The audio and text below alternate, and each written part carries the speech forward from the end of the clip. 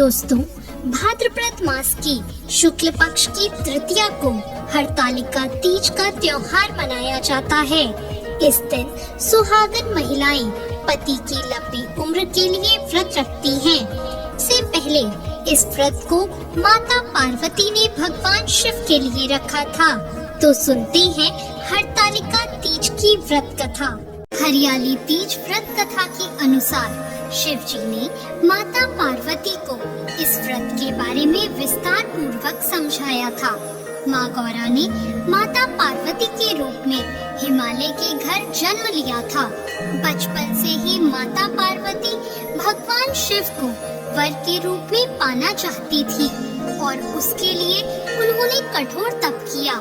12 सालों तक निराहार रहकर उन्होंने कठोर तप किया। ये सब देखकर उनके पिता बहुत दुखी थे।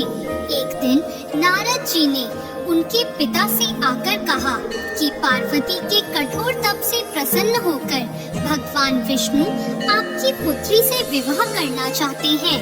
नारद मुनि की बात सुनकर महाराज हिमालय बहुत प्रसन्न हुए। उधर भगवान विष्णु के सामने जाकर नारद मुनि बोले, महाराज हिमालय अपनी पुत्री पार्वती का विवाह आपसे करवाना चाहते हैं।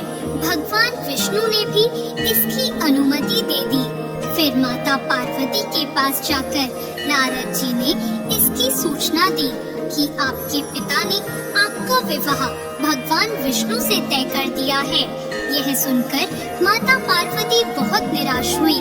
उन्होंने अपनी सखी को बताया कि वो भगवान शिव को पाने के लिए ये व्रत कर रही हैं।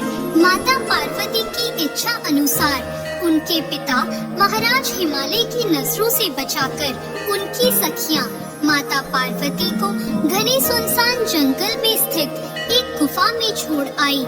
यहीं रहकर उन्होंने भगवान शिव को पति के रूप में पाने के लिए कठोर तप शुरू किया, जिसके लिए उन्होंने रेत से एक शिवलिंग की स्थापना की। संयोग से हस्त नक्षत्र में भाद्रपद शुक्ल तृतीया का वह दिन था जब माता पार्वती ने शिवलिंग की स्थापना की थी। इस दिन निर्जला उपवास रखते हुए उन्होंने रात्रि में जागरण भी किया था। उनके कठोर तप से भगवान शिव प्रसन्न हुए और माता पार्वती को उनकी मनोकामना पूर्ण होने का वरदान दिया। अगले दिन अपनी सखी के साथ माता पार्वती ने व्रत का पारण किया और समस्त पूजा सामग्री को गंगा नदी में प्रवाहित कर दिया। उधर माता पार्वती के पिता भगवान विष्णु को अपनी बेटी से विवाह करने का वचन दिए जाने के बाद पुत्री के घर छोड़ देने से व्याकुल थे। वह माता पार्वती को ढूंढते हुए उस स्थान तक जा पहुँचे जहाँ माता पार्वती थी।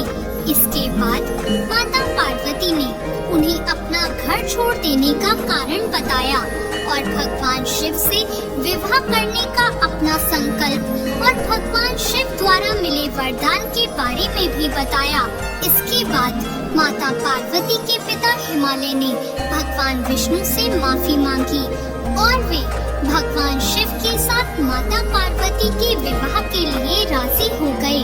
कुछ समय बाद उन्होंने माता पार्वती का विवाह भगवान शिव के साथ पूरे विधि विधान पूर्वक करवा दिया।